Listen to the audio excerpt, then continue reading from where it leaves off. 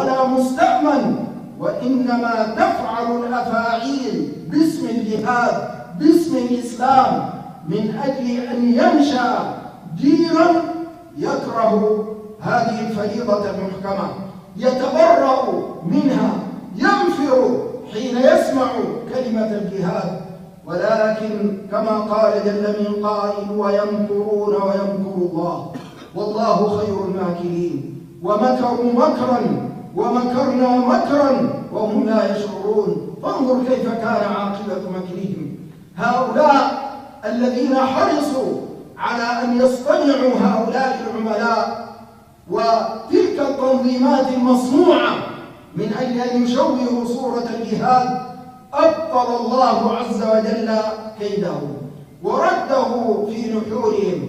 فقام إخواننا في بقاع شتى من أرض الله يرفعون راية الجهاد، يقاتلون باسم الله دفاعا عن الأرض، دفاعا عن العرض، ينطلقون من بيوت الله. تجد آيات القرآن على ألسنتهم سهلة عذبة ميسورة، يعرفون ما يأتون وما يذرون، من يسالمون ومن يحاربون. هؤلاء رفعوا راية الجهاد تارة في المشرق، تارة في المغرب. كلما سقطت هذه الراية في بلد رفعت بإذن الله في بلد آخر. قام إخواننا في فلسطين مجاهدين في سبيل الله بعدما خذلهم القريب والبعيد، بعدما تنكرت لهم الدنيا، بعدما عانوا من الحصار المحكم الذي لم يمنع عنهم السلاح والدواء، بل حرص على أن يمنع عنهم الغذاء. قاموا متوكلين على الله بعزائم فتية ونيات مخلصة وسواعد قوية، لا يرجون نصرا ولا مددا إلا من الله الذي يقول للشيء كن فيكون، فما خيب الله ظنهم. قام إخواننا في أفغانستان بالفهم ذاته وعلى الطريق نفسه، فما خيب الله ظنهم، نصرهم على تحالف صليبي مدعوم من المنافقين ممن يتسمون بأسماء المسلمين، فنصرهم الله عز وجل، وخرج أولئك الصليبيون يجرون أذيال الهزيمة، ورد الله الذين كفروا بغيظهم لم ينالوا خيرا، وكفى الله المؤمنين القتال وكان الله قويا عزيزا.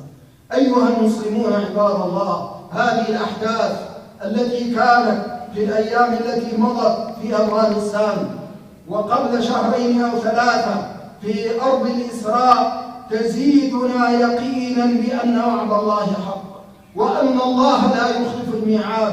الله الذي قال كتب الله لأغلبن أنا ورسلي، الله الذي قال ولينصرن الله من ينصره، الله جل جلاله الذي وعدنا في القرآن بقوله إنا لننصر رسلنا والذين آمنوا في الحياة الدنيا ويوم يقوم الأشهاد، والذي قال ولقد سبقت كلمتنا لعبادنا المرسلين إنهم لهم المنصورون وإن جندنا لهم الغالبون. نرى هذه الآيات رأي العين، نرى وعد الله عز وجل يتحقق على قلة العدد، على قلة العدد، على خذلان القريب والبعيد، على عملهم أن يشغلوا شعوب المسلمين في خاصة أنفسهم بحيث ينكفئ كل شعب على قضاياه،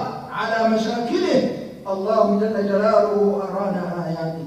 يا أيها المسلمون يا عباد الله، إذا رأيتم بعض من مرضت قلوبهم وطمست بصائرهم وشوهت تصوراتهم يشككون في هذا الجهاد، تارة يطعنون في المجاهدين في فلسطين، وتارة يتكلمون عن المجاهدين في أفغانستان، فلا تستغربوا، ليس في الأمر جديد. الله جل جلاله قال عن هؤلاء: إن تمسسكم حسنة تسؤهم، وإن تصبكم سيئة يفرحوا بها، وإن تصبروا وتتقوا لا يضركم كيدهم شيئا.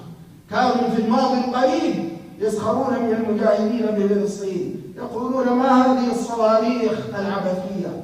ماذا تريدون أن تصنعوا أمام قوة تملك مفاعلات نووية وقنابل ذرية ومن خلفها الدنيا كلها؟ وكانوا يقولون للمجاهدين في أفغانستان: بسراويلكم هذه تريدون أن تقاتلوا الأمريكان. لكن صدق الله وعده ونصر عبده وأعز جنده وهزم الأحزاب وحده. هذه الآيات أيها المسلمون عباد الله تزيدنا يقينا بأن وعد الله حق، وأن الله لا يخلف الميعاد، وأن الناس عليهم أن يعملوا، عليهم أن يأخذوا الطريق في جادته دون بنياته، عليهم أن يتوكلوا على الله حق توكله. هؤلاء أعادوا لنا سيرة رسول الله صلى الله عليه وسلم جدعة حية. النبي عليه الصلاة والسلام الذي أنزل الله عليه في القرآن: واذكروا إذ أنتم قليل مستضعفون في الأرض تخافون أن يتخطفكم الناس فآواكم وأيدكم بنصره ورزقكم من الطيبات لعلكم تشكرون. أسأل الله عز وجل أن ينصر من نصر دينه، وأن يخذل من خذل دينه، وأن يعز الإسلام وأهله، وأن يذل الكفر وجنده. اللهم انصر إخواننا المجاهدين في كل مكان، اللهم سدد رميتهم، اللهم اجمع كلمتهم، اللهم كن لهم ناصرا ومعينا. توبوا إلى الله واستغفروا.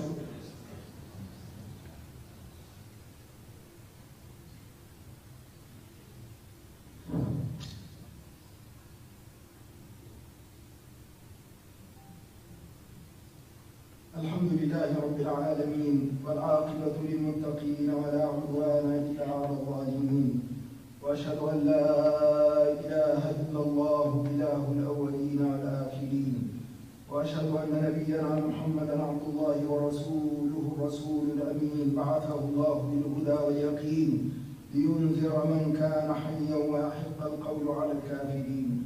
اللهم صل وسلم وبارك عليه وعلى إخوانه الأنبياء والمرسلين وآل كل وصحب كل أجمعين. وأحسن الله ختامي وختامكم وختام المسلمين، وحشر الجميع تحت لواء سيد المرسلين.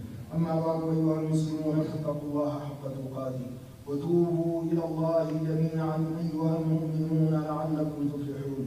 واعلموا إخوتي بالله أن ما حصل قبل أيام 3 أو 4 من خروج أولئك الأسرى من أكثر سجون الاحتلال تحصينا وأمتنها بنيانا وأقواها حراسة وأعلاها أسوارا يؤكد لنا أن نصر الله عز وجل آت، وأن في هذه الأمة رجالا هم على نهج محمد صلى الله عليه وسلم، وأنهم لا يبالون بالصعاب.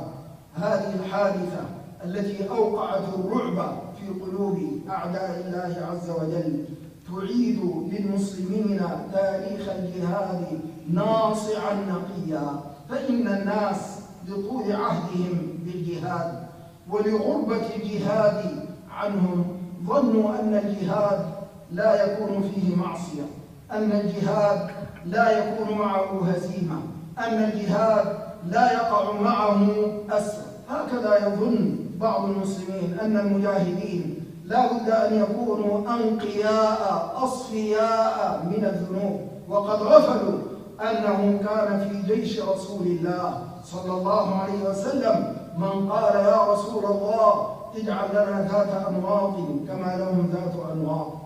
غفلوا أن في جيوش الصحابة التي فتحت بلاد فارس من كان يشرب الخمر، من ابتلي بشرب الخمر وكان له في الجهاد بلاء عظيم ويد بيضاء. غفلوا أن بعض الصحابة رضوان الله عليهم قد وقعوا في الأسر وهم من أصحاب رسول الله صلى الله عليه وسلم. يذكر كتاب التاريخ والسير أن عبد الله بن حذافة السهمي رضي الله عنه أسر في بعض بلاد الروم في بعض الفتوحات، فقيل لملك الروم إن في هؤلاء الأسرى رجلا من كبار أصحاب محمد صلى الله عليه وسلم. عبد الله بن حذافة السهمي رجل بدري، رجل من أهل بدر، ممن قال الله لهم اعملوا ما شئتم فقد غفرت لكم. فأمر الملك الرومي بأن يؤتى بهذا الأسير، فلما جيء به قال له أعطيك نصف ملكي على أن تدع دين محمد. فقال له عبد الله بن حذافة رضي الله عنه والله لو أعطيتني جميع ما تملك وجميع ما تملك العرب والعجم ما فارقت دين محمد طرفة عين.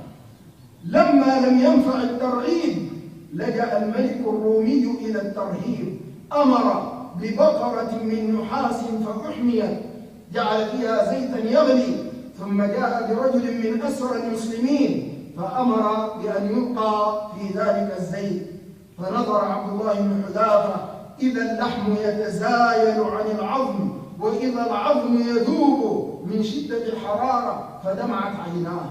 قال له الملك أجزعا من الموت؟ قال لا والله يا عدو الله، لكنني أبكي لأن لي نفسا واحدة وكنت أرجو أن تكون لي أنفس بعدد شعرات جسمي كلها تذهب في سبيل الله. أمر بعد ذلك بأن يوضع في محبس وأن يمنع عنه الطعام والشراب، وضعوا عنده لحم خنزير مشوي وباقية خمر، فبقي عبد الله بن حذافة لا يمد يدا إلى طعام ولا شراب أياما ثلاثة حتى مالت عنقه أشرف على الهلاك. فأمر ذلك الملك بإخراجه، قال له ما منعك أن تأكل؟ قال يا عدو الله قد أحلها الله لي ولكني كرهت أن أشمتك بدين الإسلام، ما أريد لك أن تشمت بالإسلام وأهله. ثم بعد ذلك هذا الملك علم أن هذه إرادة تلين معها الجبال، إرادة هي أصلب من الحديد. قال له أطلق سراحك على أن تقبل رأسي؟